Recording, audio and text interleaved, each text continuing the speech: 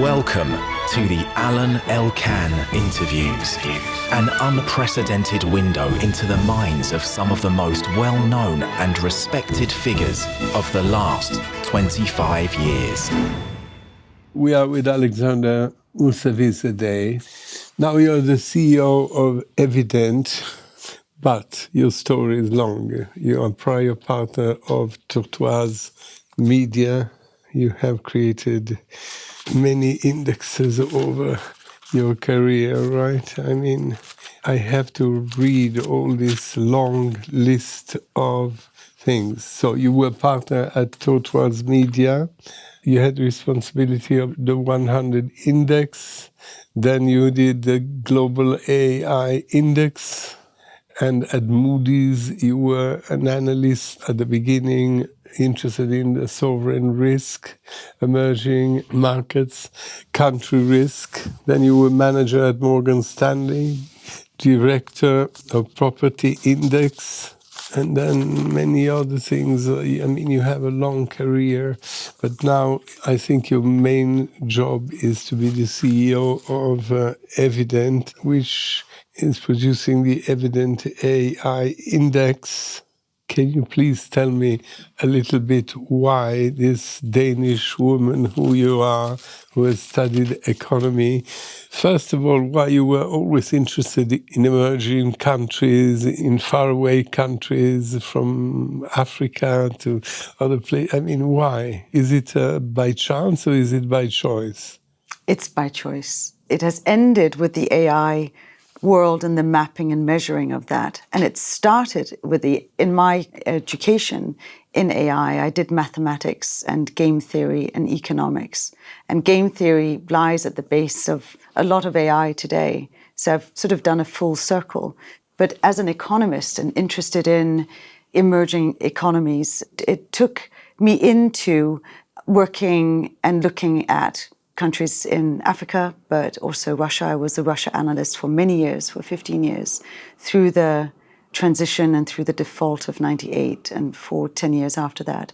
So I have been through a long career that sounds that it's, doing a lot of different things, but at the heart of what I've done all along is seeing the world through the prism of indices. Moody's assesses a nation looking at default probabilities, but always through an index, looking at all of the components that contribute to what might make a country default on its debt. But it's through the prism of an index, through the prism What is an index? It is a gathering of data combined in a way that creates a comparability on, say, nations on default risk, for example. So you can compare Russia with Brazil, with South Africa and India. Everyone's put on a level footing, and you can then compare their relative strengths and weaknesses on the same parameters. So it's comparing them on apples to apples, on looking at who's most at risk of economic crisis versus another country. And that's an organizing mechanism to look at nations or to look at businesses or even at people. We look at credit risk, but we look at companies and looking at their default risk or their capability to grow. And if you put everyone on the same level playing field from a data perspective, you have a much better ability to really assess strengths and weaknesses, future growth, ability to.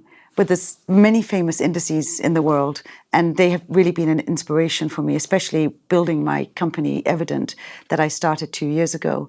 But there are famous indices that, like the Democracy Index or the Big Mac Index, that looks at relative pricing. Yeah, you did a very interesting study, right? That you analyzing many countries, you have seen that the 30 most important, better run countries, let's say, are democracies.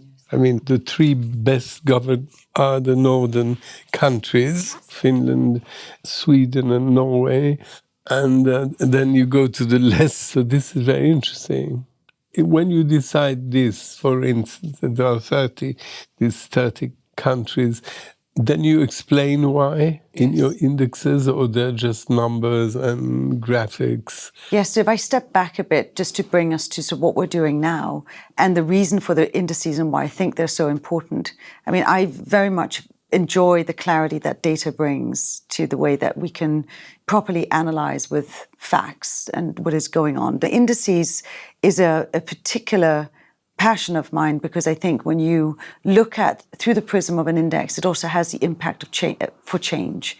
Everyone sits up when they see their country on an index. Every company sits up when they see where they're ranked on a particular index. What it does, it makes people want to do better. It's a race to the top.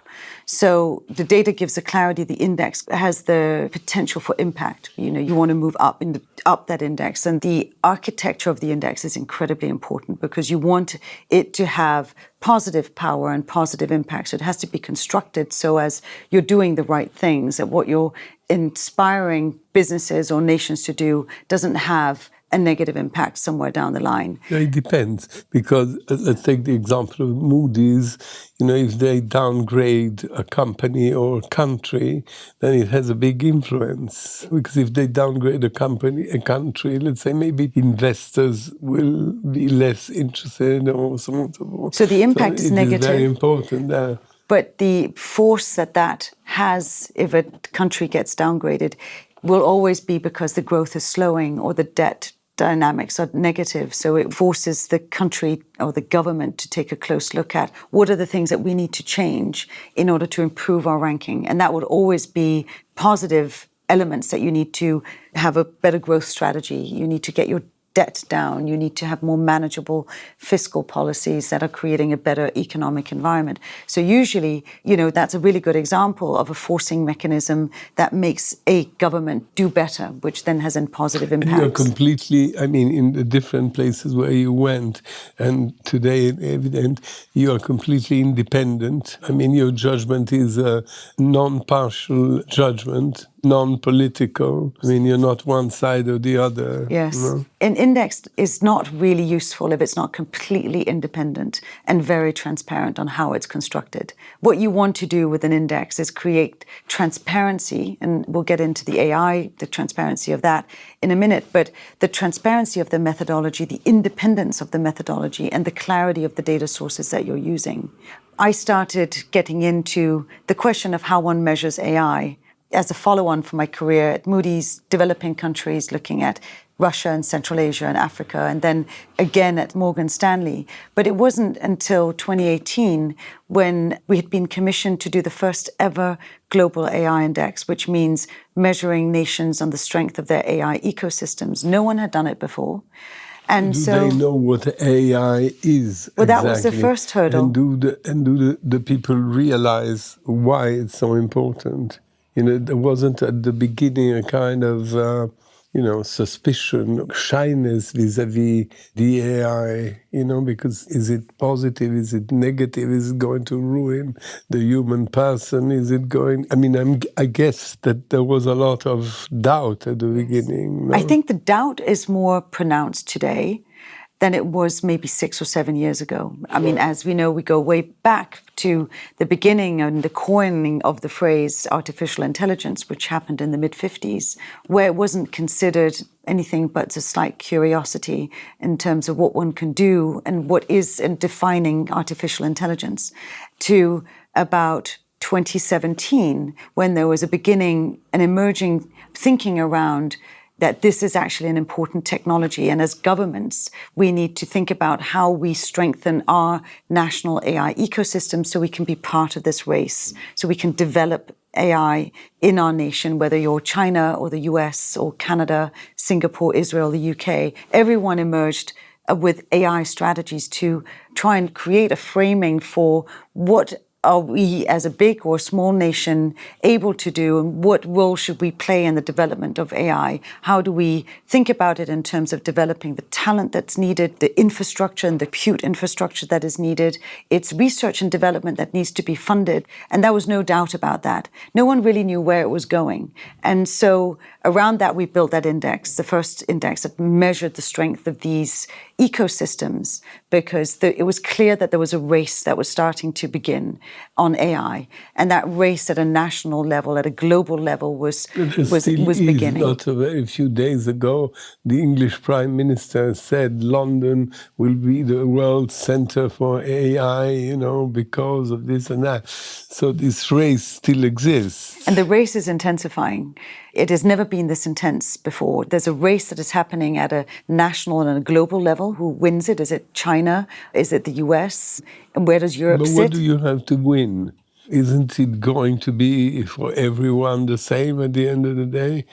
It is ideally, and we can talk about the sort of the optimistic scenarios of AI and the pessimistic scenarios, but at the end of the day, everyone should and hopefully will benefit from AI. But the race is happening because at the end of the day, who can capture and create the strongest large language model, the best AI, the fastest AI, has the ability to not only harness the businesses within that country better than others that don't have that capability, but it also has a big impact on defense. And it gets used in warfare, drones, precision bombing, all sorts of areas where AI is being used. So there's also a race from a military perspective. And then you have quantum computing that is right sort of at the cusp of being developed. And once that breakthrough happens, and that is a real race because that can decrypt systems, it can really destabilize the world in a way that AI, even very powerful AI, can't do. So that race is very much on, and there is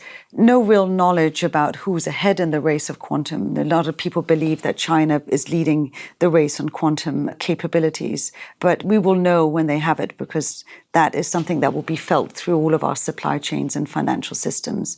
Yeah, but nowadays everything is AI, right? Everybody talks about AI. In each field now there is also AI that you can talk to the people who are dead.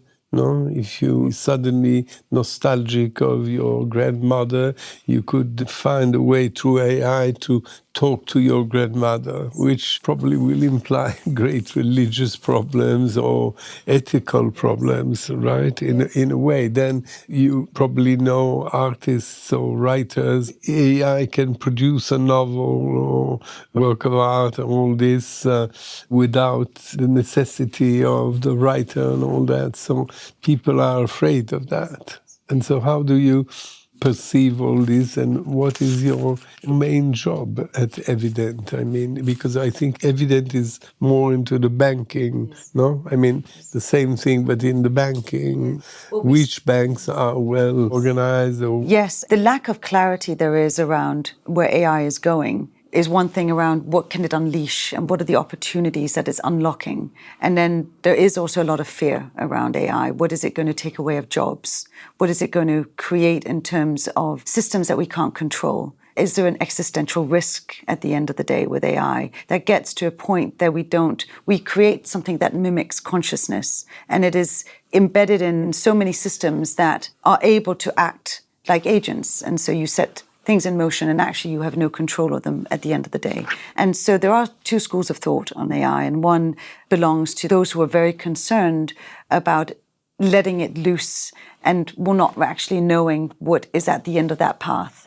And then there's the other school of thought, which is all of that will be harnessed for good. And at the end of the day, AI will produce much more good than it will create evil or negative impacts, because we will be able to put the right regulatory frameworks in place. And actually, while it seems like the capabilities of AI are racing ahead ever faster, which is true, the implementation of it is really difficult. So we will have time to manage the risks, and we will have time to point it in the direction where it does create opportunities for education and in health and in access to developing drugs that we couldn't have done before and we couldn't have done with the technologies that we have today. But what we will be able to do with the technologies tomorrow will break through and create not only health systems, but drugs that will solve conundrums that have been with us for a long time on the health side. But also on the environmental side, a lot of people believe that, and I think that's true, that breaking down of plastics and things that we've been grappling with for a long time, AI will come in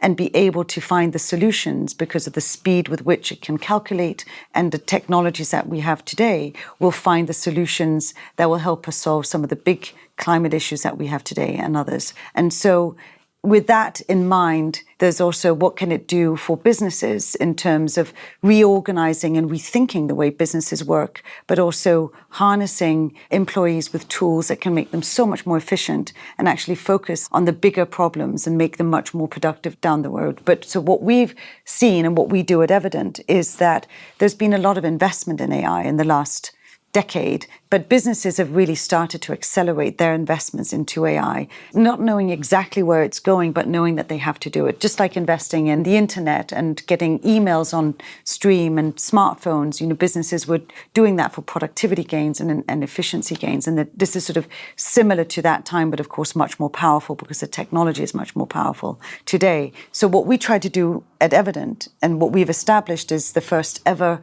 ranking of businesses, and we started with the banks, on that adoption journey. We rank businesses on how AI mature they are, because before we came in and did that, there was no insight or no transparency on how you were doing vis-a-vis your peers on investing in AI and what that was actually delivering for you in terms of efficiency gains and the products that you could develop from it.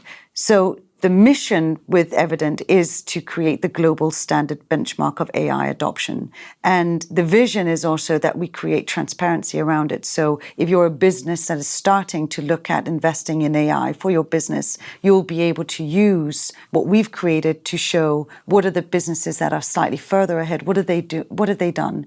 What have the successes been? What are the areas of challenges that they've had? There will be another factor that for the moment is that AI is very expensive. There is big discussion if it's economically valid because it costs a lot of money and it costs a lot of energy. There is a huge amount of energy that is used for AI, but probably is like everything, like some medical tests on the DNA, they are incredibly expensive, then they are less expensive, then they are less expensive, until they become accessible for a large market. Is it a bit like this too? I would is say it it's a a bit like problem, that, yes. the cost of AI? There's lots of analogies to that. And again, with the internet, there was a lot of investments made into parts of that ecosystem that just ended up not being used. And they were not productive investments at the end of the day. But it did pave and sort of set the rails upon which that we rest on now and that the internet built upon. And it wasn't the investments in the early days into that went into companies where everyone thought that they were going to be the winners and they ended up not being because Google came in and others came in and set up a business model for it that then became, transformative. The other parts, and when you look back in history, where it was sort of slightly unclear and a lot of investments in the railway system also, part of that was in the beginning not necessarily that productive, but then it became unlocked an incredible amount of productivity and travel and transport and supply chains that were unlocked. And that wasn't necessarily what people were thinking about when they put down the rails. But I think this is a change in movement. It's a partial thing. This touches the center of the human person, right? Yes. It's a risk, in a way, to abandon yourself to something else. Are you able to control it, or is it going to control you? So on the cost side, I think the one thing that's very important to reflect on, and if we sit here in a year from now and consider the same question around cost and the vast investment that's going into the development of AI, I don't think that people have properly factored in the environmental cost that this is going to have and the knock-on effects there. The amount of energy that is needed for the kind of deployment of AI that we're looking at, every time that you're using ChatGPT has a knock-on effect and an energy usage that I think is much higher than people are sort of aware of. And what that means in terms of data centers that need to be built. And also we're looking at nuclear power plants that are being considered reopened again because it's simply just not going to be enough on current energy levels that we have. We're just not going to be able to meet the demand that the requirements are going to be from the use of AI. So something's got to give. Either the chips have to be more productive and the energy usage of the AI that is being rolled out is going to be placed on more and more efficient chips, and that is what Jensen Huang would argue with the rollout of Blackwell earlier this year, that is much more energy efficient. But I think that there is an underestimation of what it's going to cost from an energy perspective. And I think that we're going to be in a position or be in a situation in a year or two from now where it's going to become very clear that this energy usage is going to be immense. And we don't have the solution for that. And I think that's a real risk. So what will happen? In the negative case, that we don't have enough energy or that it's too expensive, or is America now making enough chips vis-a-vis Taiwan? Did they invest enough to, as you said, the battle between one side and the other to be strong enough to be as independent as they are with the oil and today? Yes, I think the supply chain question is very significant. There's some really big risks on the horizon from a supply chain perspective. The chip wars, as they are referred to, are significant. They sit on very few clusters, and those clusters in Taiwan, in the US, China is now also trying to build some chip capacity.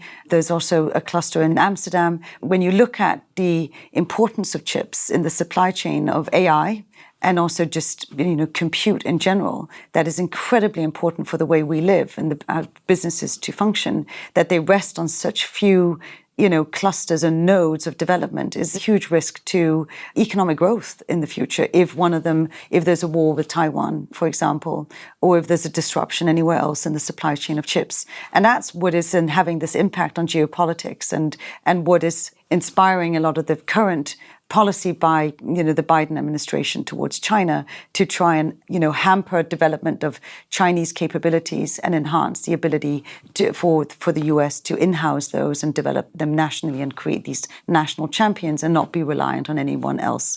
But the supply chains of chips is incredibly vulnerable. And then you have that on top of the risks on the energy supply chains on this, and where energy data centers, for example, are being built in areas that are taking energy from people who are needing it. And right now, a lot of them are developed in developing countries that we're seeing. So ultimately, what is your job? It is to analyze all these aspects, Ultimately, for the pro and the against. Maybe companies or people, they don't want to be out of the game, therefore they invest, therefore they, it's like, I don't say that it's fashion, but there are fashions. It's like, who knows, the electric, now everybody wants an electric car, and not everybody, but and again, not every country is equipped to give the electricity to the car. So is it really going to work or not? Of course, there's always risk in everything, but one way I perceive a general change in the world if it works, In other words, even when you give an exam at the university, it makes much different sense than before, right? If you can push a button and answer to the question. So it will change so many things in the society if it works. But it's also possible, is it still possible, it is just a utopic thing, that we know what it is, we know but theoretically, but then the economy of the world doesn't allow this. Third question, if it keeps on going and it is terribly expensive, it will divide even more the poor countries from the rich countries. Yes, I think which will not be able to afford it. Yes, I think there's a lot of fear about how it is going to replace what we do, as in we don't need to take the exam because the AI can just answer the question. And I think that, we haven't seen it so far. My view on this is that it augments, it doesn't replace. It takes care of the work that you don't need to do, and that AI is meant to actually be an agent for you. And it will never develop consciousness. It will never be able to be as creative as I know many artists are worried about, but it will be able to take away some of the sort of lower level work that might be to pull some papers together, some documents together, be a really good thought start. I talk to a lot of, obviously, businesses, but also a lot of writers, and I ask, how does it factor into your writing and your creativity? And the answer is always, well, I might throw it into the system, but what it gives me is nothing that I would ever think is good enough, actually. But it would be a really good helper in terms terms of pulling some ideas together that I might not have had, that I might have got from hours and hours of research or maybe weeks of research, but it gives it to me a bit faster. So it's augmenting, it's doing the things that I don't necessarily need to do, and it's a helper. And I think that that's a very good way to think about it. I don't think it is going to replace creativity. I don't think it's going to replace the reading of a book or producing of a paper or an exam. It can answer the exams very well, for sure, but there are always going to be, it's never going to be reliable enough that you would ever, put it in. When you look at it from that perspective and you look at it as a enhancing mechanism, and if we all are slightly more effective and productive and leaves time for us to do the bigger thinking, then we will probably be in a world where we are going to be more productive, and it will create more jobs, and it will enhance economic growth. And so my view of it is going to be a strong enhancer of growth and productivity. And if it works. If it works, yes. I think we can already see that it is being put into use. Works in terms of cost, I mean, not in terms of technical or scientific, because it certainly will improve more and more. Yes, yes. But as we said before, that there are some economical values, on that. Is it too expensive? Is it too difficult to have it? Yes, and I think that the risks are that there are risks to the supply chain. There's also risks that it's going to be too energy costly for it to continue to grow at this pace. Or what will be the knock-on effect, and what will be the distribution, and who has the power to decide who then does not get the energy if it's a finite. I do actually think that the solutions to make it more energy efficient are on the way, and we will find a solution to make them use less energy. I think that those dynamics are already in place.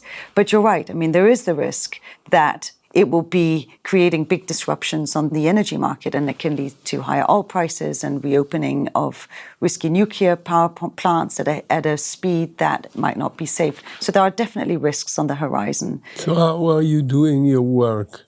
What is Evident doing in practical terms? We read that public ranking of the largest company in the world in the using of artificial intelligence. That's what you say, but can you explain a little bit what is ultimately your job? What we set up Evident to do was creating transparency where there was very little understanding of what the businesses were actually investing in and using AI in their companies. So creating transparency around the big businesses, where they're putting it to use, where are the use cases in the businesses, and create clarity and transparency on where AI is used in big business. That is what we set out to do with Evident. And with that transparency, there's a lot of efficiency gains from having that, and which is that you can see where the biggest impact is in a business, where the biggest return on investment is for your AI, and the best practices around it. And so when you're looking at a world in which that is about to adopt AI in a major way, having an index and having a ranking on how it's done and creating clarity of where it's implemented in a business will save a lot of businesses a lot of time and a lot of experimentation and a lot of costs, because it creates that transparency of where it's used and where it's best used and where you've got the best impacts. In our ranking, we also have an aspect called responsible AI. So we're not only showing sort of the best and most productive way that you can use AI and where you can use AI in the business. But we also look at the responsible frameworks that you need to have in place from a business perspective, so it's not just going at speed with no seatbelt on. So it's going at speed, but with the right parameters, so it's not creating unintended consequences. Which are the companies? Can you give an example of a company or who is organized for using the artificial intelligence? There are many companies, of course. And what do they do? And how do they use it? So big companies, manufacturing companies and banks and insurance companies and telecommunications are all investing in using AI in very different ways. If we just take the banks as an example, we look at the biggest banks, and actually the one that performs the best and does the best is JP Morgan. Maybe not unsurprisingly, but they've invested a lot in... They're the largest bank. They're the largest bank, and they have invested the most in technology. And they are the bank that has, of that technology investment, invested the biggest proportion of AI of their technology investment. What does it mean that a bank invests in AI or in technology, what it means for the bank itself, what kind of advantages they have and their clients have, because it's also probably important on the other side for the clients. So it goes into in every nook and cranny of the bank. Every area that you can think of, they will have or about to have some aspect of AI in it, whether it's to make the trading faster and more accurate. Any glitches that have been before in trading, where there's been some issues and losses, or you can now use AI to identify that and fix it right away. So it's faster trading, it's more accurate trading. On wealth management, for example, all of the financial analysts they have an AI tool that can help them pull together all of the information that they need to help a client on advising on their investment strategy that might have taken them a week some years ago. They can do it in 10 minutes. It will have all of the information that they need, all of the latest data, and they pull it together into one memo, and they will have that and be equipped with that. They still need to do the work. So you don't need analysts anymore. You do, because the analysts are still there. And then for the retail side, if you're on the JP Morgan app or any other interaction on your app or online, it will be more smooth. It will be more understanding of your needs because it's reading all of the data behind it. It will provide you with something that is relevant for you, and you're not going to be blasted with campaigns of things that are for breastfeeding mothers that would not be relevant for you if you're about to send a child to college or buy a house. There would be much more accuracy and smoother processes with loans. For example, when we look at a bank investing in AI, it's investing also in a lot of research. And so when you're looking at loans that are better and more precise, that rests on a lot of AI, on synthetic data, on neural networks, on machine learning, and all of these tools that lie under the hat of AI to just make your assessment of who you're lending to or making that process easier and smoother for you. All of that AI lies behind to make that a better and easier process. And so that's when we're talking about investment in AI, it goes into every nook and cranny. So in a bank context, it would be for the M&A teams, if they're looking at legal documents that could maybe take them 2 to 3 weeks to go through. If you have the AI assessing and trained to assess the things that you really need to look for, and it takes it an hour to do, you've saved so much time. And what we've seen with the banks and businesses that lean into that investment and lean into the research and lean into equipping their teams with AI and equipping the business with these tools, they're not losing people. Those are actually the businesses that are hiring more than any of the other businesses. So when we are fearful of job losses, actually, with any technological change, that usually leads to job creation rather than job loss. Of course, there are going to be some of those tasks that mean that in the short term, there might be pockets in businesses where there's going to be less need for certain types of people who've maybe done that research, for example,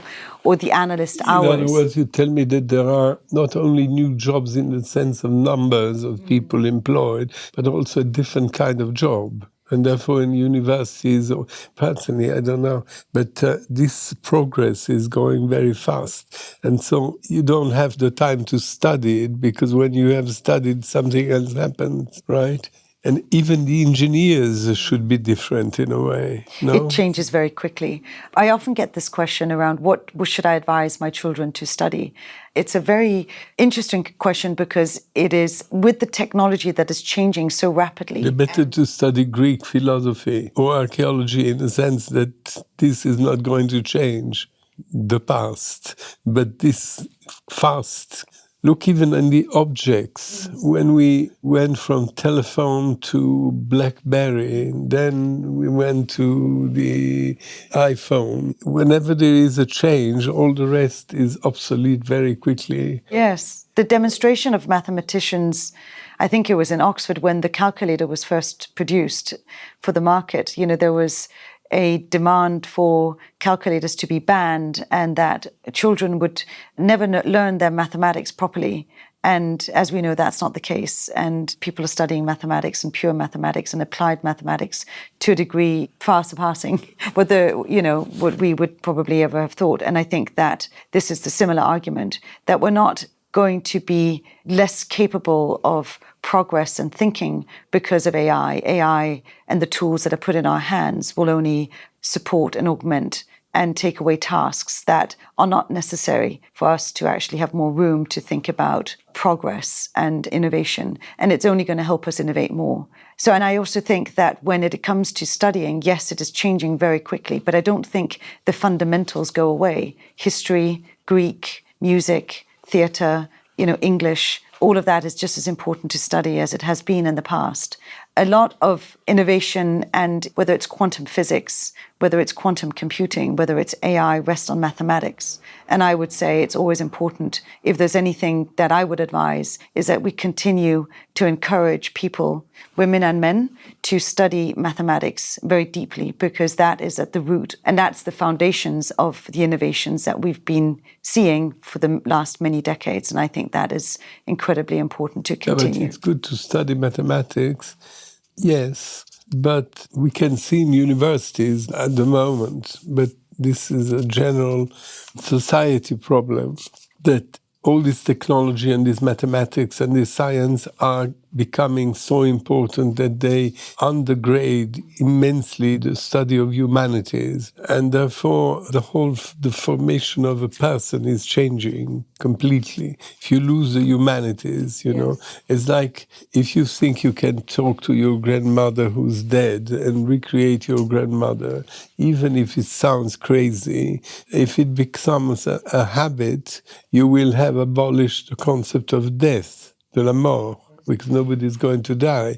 If you believe that you can talk to your grandfather, your grandmother, your ancestors, you know, it changes so much the perception of life. And but it also opens up an enormous amount of... Yeah, but it creates something which I believe, I don't know, we're doing an interview, so I am asking you things, but one thing that I perceive with the actual technology, with the iPad, with all these kind of things, and the emails and all that, this has created, I believe, a lot of progress, a lot of saving, a lot of freedom, but also a lot of anxiety. Because if you had 3 days to write a letter and the letter comes back, it's a week, right?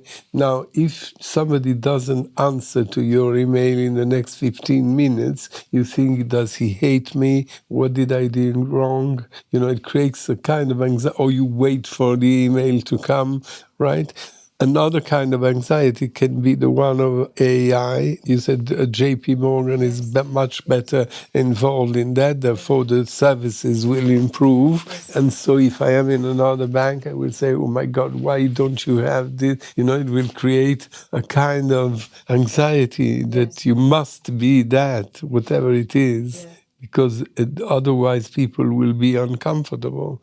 And you can see this at the airport. Until yesterday, let's say, when you went to the airport, you have to have a little plastic transparent bag for the liquids. You had to take out your iPad under the machine, right? Nowadays, the new machines, this is not, it became useless, right? You just put your stuff and it goes by itself. So if you are in the airport and they don't have this new machine, you get nervous, you know, you say, oh my God, why do I have to open my thing? Because you're used to this new technology, you know what I mean? Yes. So the reactions of people vis-a-vis the progress change completely and create this kind of anxiety if everything is not on the same level. That is definitely what we have seen in the last... Are you studying that also? I mean, in your 100%. studies, because you say that the most important thing are focusing,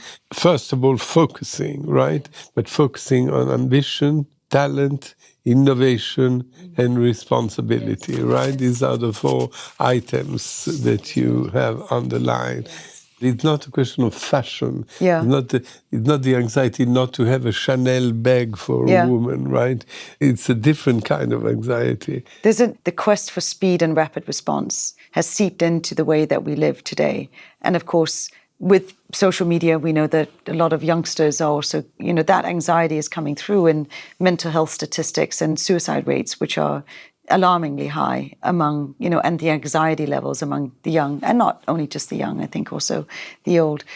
And with AI that comes in and turbocharge this speed, right, to even more rapid dissemination of information and so on. So, of course, that is something that we should be extremely mindful of.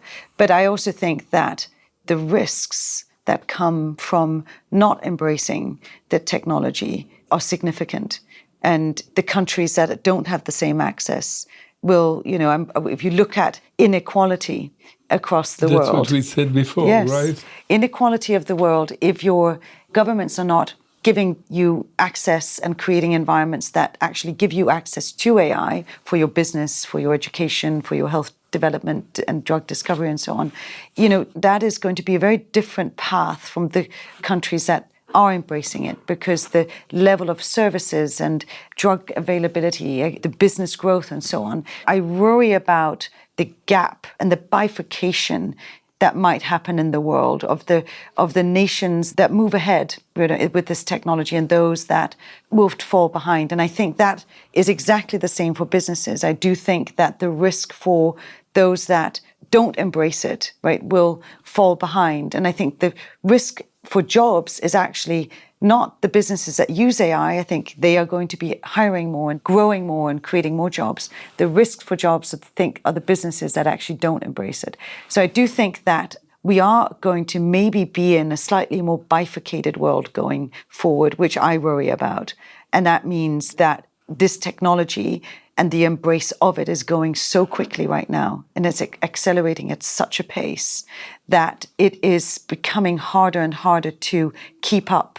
And so if you take your time as a nation or as a business, it is going to be more and more difficult to keep up. And I think that the shakeout can potentially be quite significant in only a few years' time. But the investment will be obsolete, right? I invest today in this. Yes, but it's never obsolete. We need to have it, but in 2 years it won't be, yes. And you have to change. In my view, it's never going to be obsolete. If you're a business investing in AI today, what you're investing in is not just the tools, and they might be obsolete in a year or two, but what you're actually investing in, which is 90% of the investment, goes into all of the integration readiness, your data, that it's clean and that it's not fragmented, that your team is innovative and able to think on their feet on how you use this oncoming change. It is your organizational structure and how you make decisions. It is investing in the ability to understand what's going to have the best and the safest impact on your business and being able to select that. And what will be your role in all that? My role? You have changed several jobs, but almost in the same field, right? It's always been in the same field. Yeah. But what about today? So I hope that with what we do just creates that ability to see, where that impact is. Because if you know where that impact is and you can see it from other businesses on the ones that are successful, you're just going to avoid a lot of risky and bad spend. So back to the cost question, you don't want businesses to spend a lot of money where they don't need to. Where you want to be able to get to the most efficient use of AI. And that's where we come in. So you are consultants for that? We don't, no. What are you going to we do? provide the data. Do you only provide the data? Only provide the data. And how do you find the data? We mine for data. We pull millions of data points using AI. Every day we gather, millions of data points that funnel into building this benchmark and create the data that goes into the index and that. And what is evident? Do you have clients? Do you have people who subscribe? Yes.